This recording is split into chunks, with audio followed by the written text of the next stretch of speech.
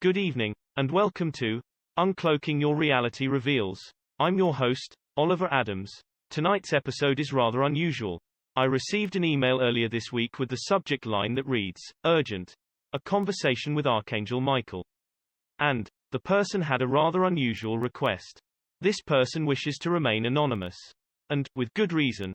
After giving the email a read, I decided it was worth my time to do some research and full background check on this person. I also checked with many reputable individuals that have worked with and know this person well. I feel this person is one with integrity, and given the nature of the matter, I felt it pertinent to get this information out to you straight away. The title, Never Alone. Forward. This material centers around the particular subject matter of the mark of the beast is written about in the Holy Bible, Book of Revelations. My name is Sydney, and I am likely to be little different from you. I am someone who seeks truth and desires to live in peace. I am someone who has questions and in faith, following the biblical words of Matthew chapter 7 verses 4 to 10. I called out in earnest every day for a week and was granted an inner audience with Archangel Michael. Those biblical verses read, Or how wilt thou say to thy brother, Let me pull out the mote out of thine eye, and, behold, a beam is in thine own eye. Thou hypocrite! First cast out the beam out of thine own eye, and then shalt thou see clearly to cast out the mote out of thy brother's eye. Give not that which is holy unto the dogs, neither cast ye your pearls before swine, lest they trample them under their feet, and turn again and rend you. Ask and it shall be given you. Seek and ye shall find. Knock, and it shall be opened unto you. For everyone that asketh receiveth, and he that seeketh findeth, and to him that knocketh it shall be opened. Or what man is there of you, whom if his son ask bread, will give him stone? Or if he ask a fish, will give him a serpent? Please note that although I have done my best, these pages have not been edited by a professional editor, and as such there may be errors in grammar and spelling.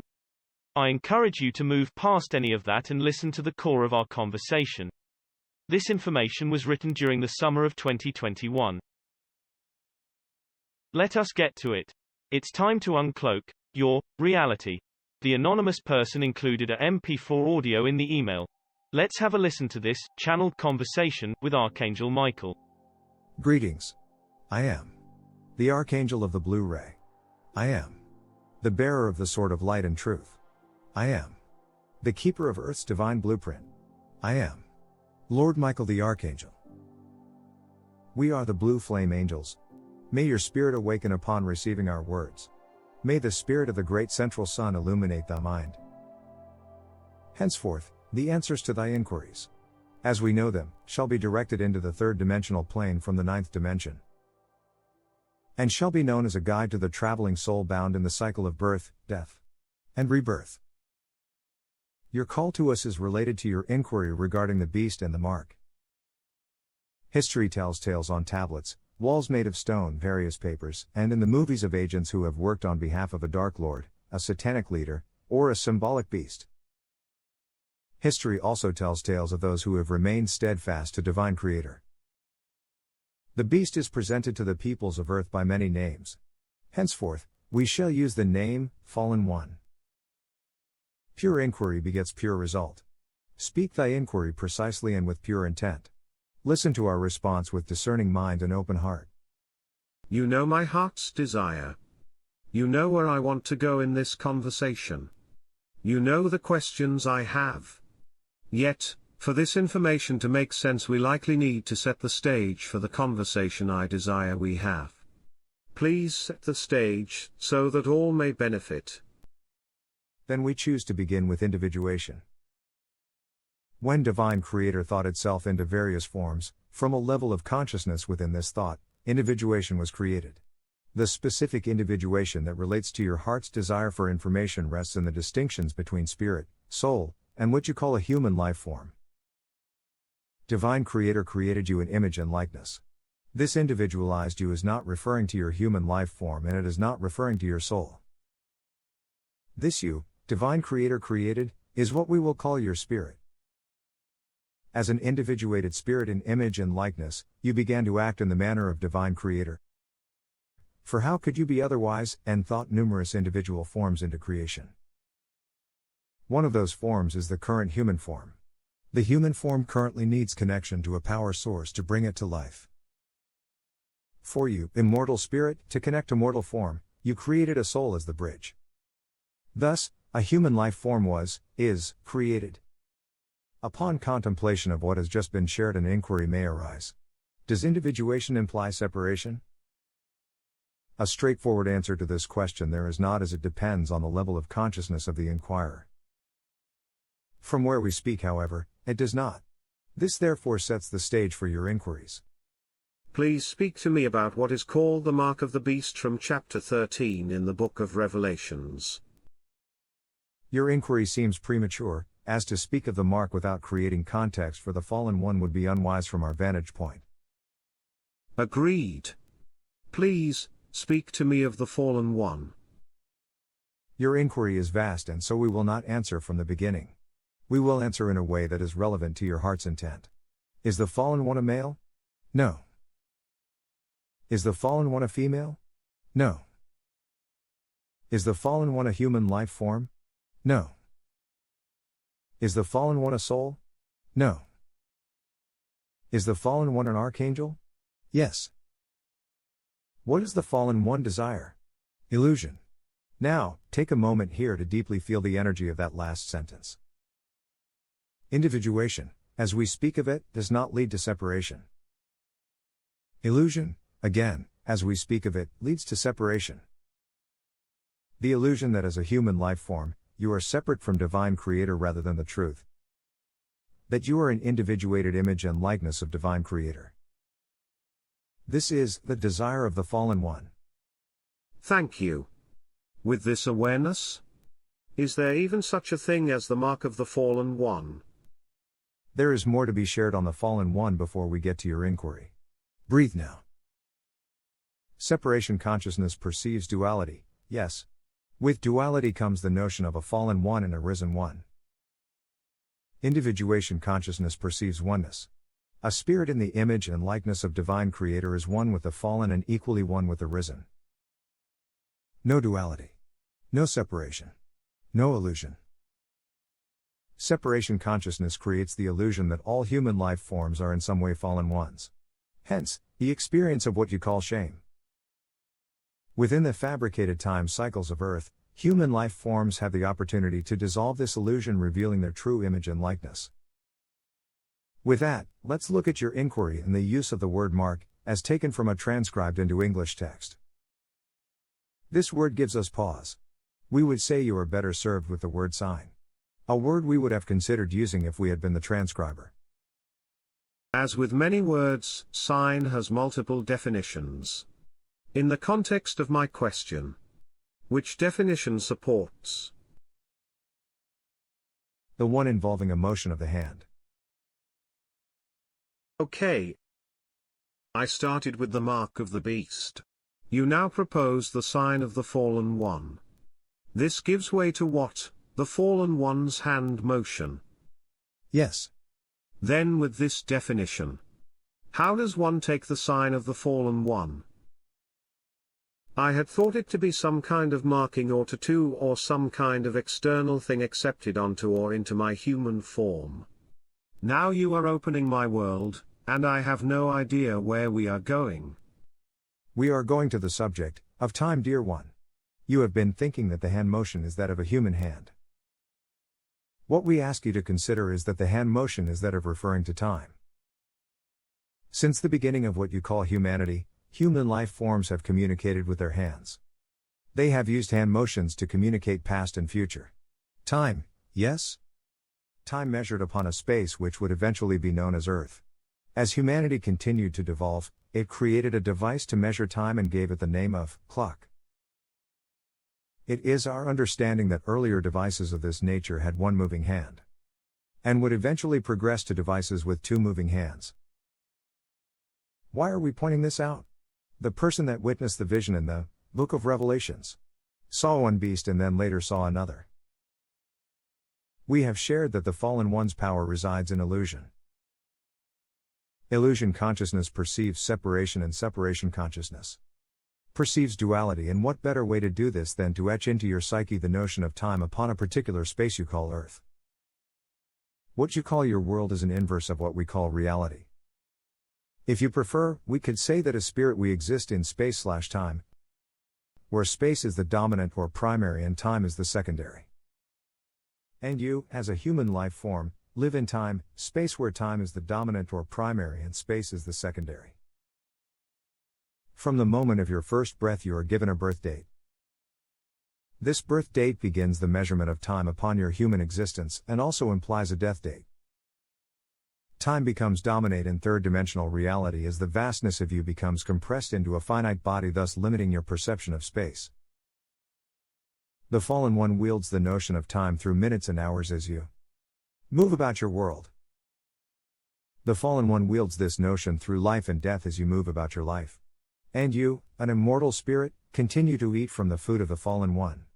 I don't know what to say. I feel I just need to breathe for a moment. Are you saying that I have already taken the sign of the Fallen One on my right hand? Yes. It is so. I see our media floods us with death and the fear of death content. Conversations are filled with that of various diseases. We sell and buy products to slow the aging process and to look and feel younger. There is the sale of pharmaceuticals and holistic products in an effort to restore health again. Is this connected to Revelations and where it speaks of buying and selling? Are we trying to buy life and sell death? Yes. In a manner of speaking. I feel sad. Is there any reason to continue this conversation since I have already accepted the sign of the Fallen One? I asked you to come before me because I was thinking the mark of the beast was being offered to me at this time and I wanted to understand more.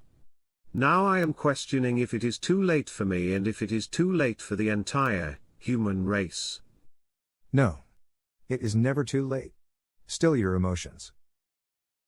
Do you not see that even the thought of too late is an expression of time? It is an expression from inside the illusion the Fallen One has created. And yes, there is value in continuing this conversation. In order to stop a ship from sinking, you must first identify the hole and only then can you repair it. In around 800 Earth rotations from one's birth, most children complete the inversion process. Another passage of biblical text is transcribed to read, "Verily I say unto you, except ye be converted, and become as little children, ye shall not enter the kingdom of heaven." The conversion spoken of from our view is that of converting from time/space, to space/time. From the conversion of being ruled by time to the space of being. The conversion is from duality to oneness. The conversion is from separation to individuation. The little child spoken of is the state of being under 800 Earth rotations where the being remains individuated and has yet to accept this sign of the Fallen One. Why are you choosing to say Earth rotations instead of days? It is an attempt to speak in a way that moves us beyond the fabricated illusion of time that has marked this thing called a day and into what is actually going on. The Earth is rotating in reference to the Sun, and there in reality is no such thing as time. You made reference to a sinking ship. Are you implying that humans are a sinking ship? No. We are suggesting that consciousness in alignment with the Fallen One is sinking or falling. Thanks. So why would we do this?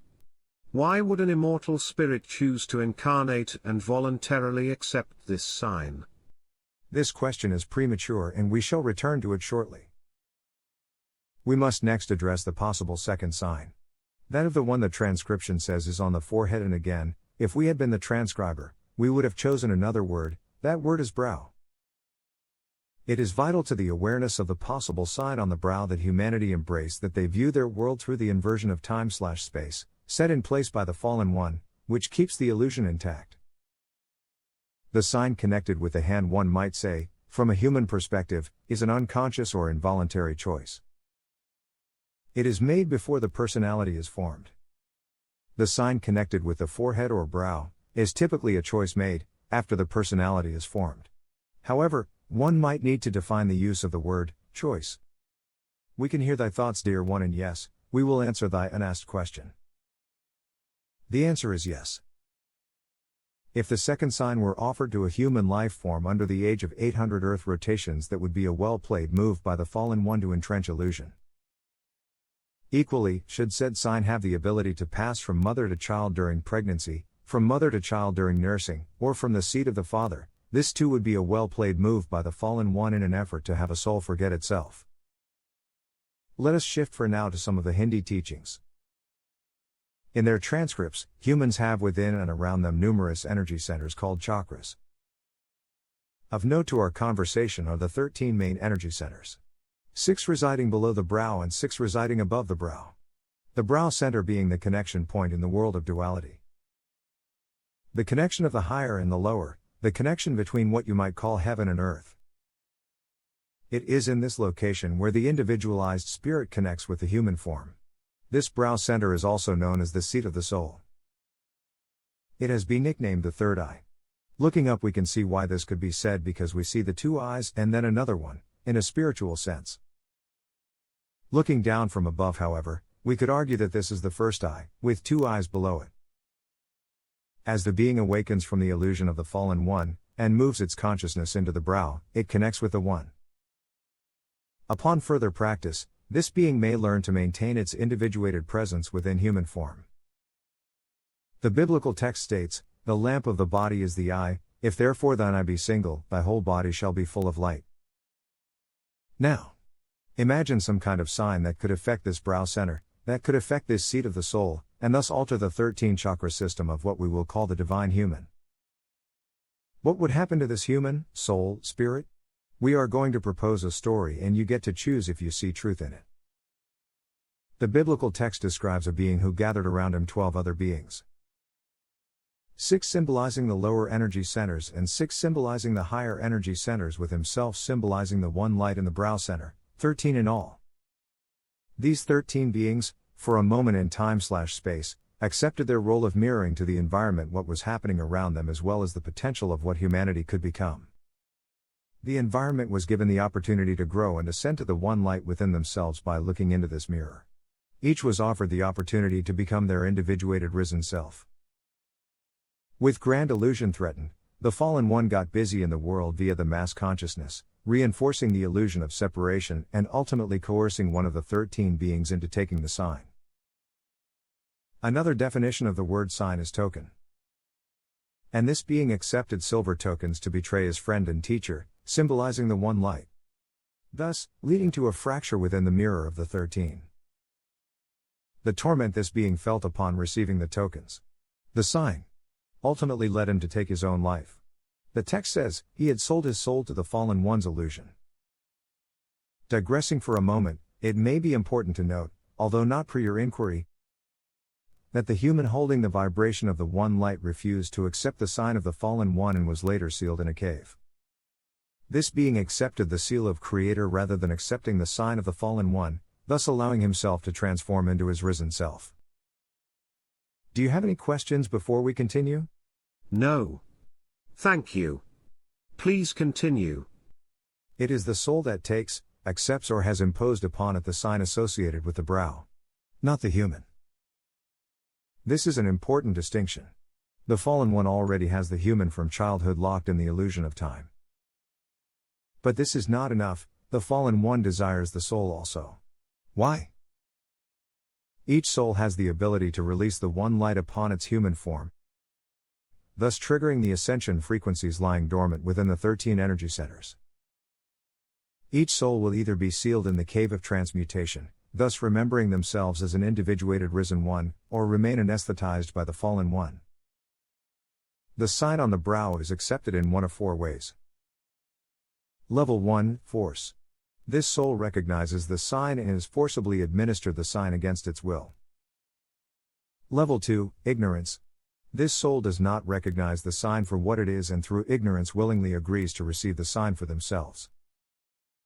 Additionally, in their ignorance they may attempt to enroll others to receive the sign or even be party to directly or indirectly administering the sign to others. Level 3, Intentional. This soul recognizes the sign and willingly sells itself to the fallen one. Level 4, Agent. This soul acts as a conscious agent of the fallen one, bringing others into the fold or administer the sign to others through conscious agreement and conscious intent. Does this answer your inquiry regarding the mark, the sign, the hand, the brow, the beast, the Fallen One? Yes, it does. And you have indicated a possible answer to my question of why we choose to incarnate into the Fallen One's inverted world with your comment related to the ascension process. You mention in levels 1 and 3 that the soul recognizes the sign. How does one recognize a sign meant for the brow center? Remember, a sign of the Fallen One must always empower the inversion of Divine Creator, separation and duality. Also, it may be taken as a single act or it may be taken over a series of actions. There are 4 keys that must be discerned. Number 1, the brow sign of the Fallen One will always involve the subject of life and death. This is directed toward yours or others' physical bodies and the subject matter of survival. Number 2, it will always involve toxicity. This is directed toward yours or others' emotional body and the subject matter of where one finds peace. Number 3, it will always involve liberty. This is directed toward yours or others' mental body and the subject matter of personal rights and freedoms. Number 4, it will always involve shifting yours or others' focus away from the light. This is directed toward your spiritual body and the subject matter of descending and ascending energy flow. The next question that arises is, once the sign of the brow is taken, can it be undone or reversed for those who see they have erred? The soul is never 100% lost. However, the level in which the sign is taken, accepted or had it forced upon them leads to different return journeys. Would you please share more on the return journeys? The answers you desire here are likely to be unsatisfactory due to each one's unique return journey. It bears saying that at times the Fallen One comes for a single person, at other times the Fallen One comes for a section of the population, and at other times the Fallen One may come for humanity as a whole. A younger soul is afforded more leniency than the older soul in much the same way a child is not held to the standard as an adult. The person who in ignorance took or accepted the sign has a different return journey than for the one who was fully aligned with his or her choice, versus the one who took it because they felt they had no choice. Remember, the sun is always shining regardless of what it looks like while standing on the earth. To what extreme should one go not to take or accept the sign? You are asking if it is better to take one's own life rather than be forced to take the sign, yes? Yes. Taking the sign will have consequences. Taking one's own life will have consequences.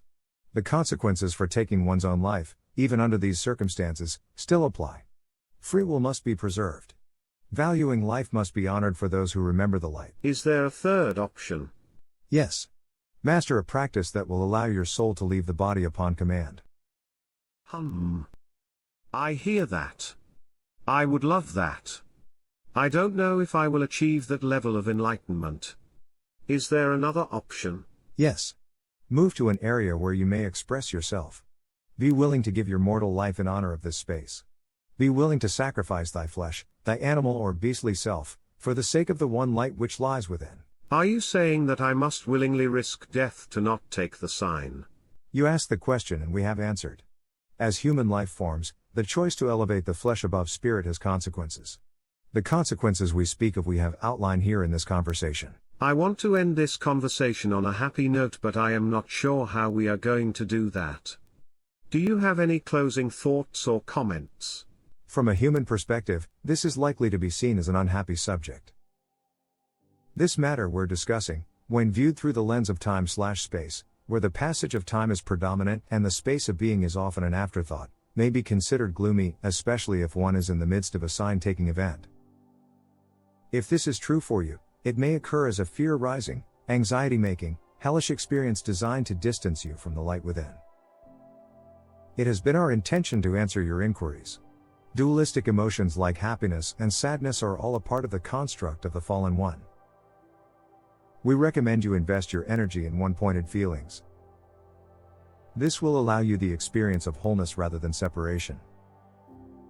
What are one-pointed feelings versus dualistic emotions, you may ask? Dualistic emotions are entangled with your ego. A human life form rides the highs and lows of these emotions with experiences like love and hate, joy and sorrow, wartime and peacetime. One-pointed feelings, however, utilize similar words to describe them, but their nature is of spirit and oneness and therefore do not have an opposite. These are often expressed as unconditional love, eternal joy, true peace. We desire to conclude here. To you and those who may receive this, take heart. You would not have come across this material if you had not the capacity within to discern the sign. And we would not have called you to hear these words if you had not the inner light to stay the course. Equally, if thine eye has now opened and you see you have accepted the sign of the brow, or been party to administering it, fear not, the path to liberation is available to you. Children of the divine, the choice is simple when viewed from your individuated immortal self. Additionally, it has been our intention to realign the little you into the grand you, to instill faith, and to invoke courage in a perceived darker time in your planet's growth cycles. Be willing. Have faith. Enter the cave and be sealed. You are not alone. You have never been alone. You will never be alone. Divine Creator never deserts. Truth is truth. Love is. I am and we are your humble servants. In love and gratitude. Namaste. Amen. Welcome Daivya, I appreciate you coming on and chatting with us. I fear that I may have taken the sign. I was hoping that you could perhaps help me regain some clarity with your spiritual wisdom. Of course, it would be my pleasure to give you peace of mind. You heard the words of Michael and he made it very clear that there is always hope. You are never alone. Fear not, for your eye is now open, and this is an opportunity for you to choose a different way of being, along the rest of your journey. This brings to mind some great wisdom, from my closest master teacher. I would like to share this wisdom with you now. He once looked at me as I sat with a saddened heart. He spoke, "You have not come here to have it easy, my dear one. You have come to figure it out. When you come to a place where you feel that you know nothing, you know all there is to know." Thank you Daivya, you have eased my mind and my heart is full of hope. I will leave you now with a prayer. May the light and love of Divine Source be with you, and all humanity. May your hearts be filled with hope and joy. Namaste. Well, that was enlightening. Thank you all for joining me for this remarkable episode of Uncloaking Your Reality Reveals. Join me next time when we take a look at how technology is distorting our children's reality and affecting their morals. Good night and God bless.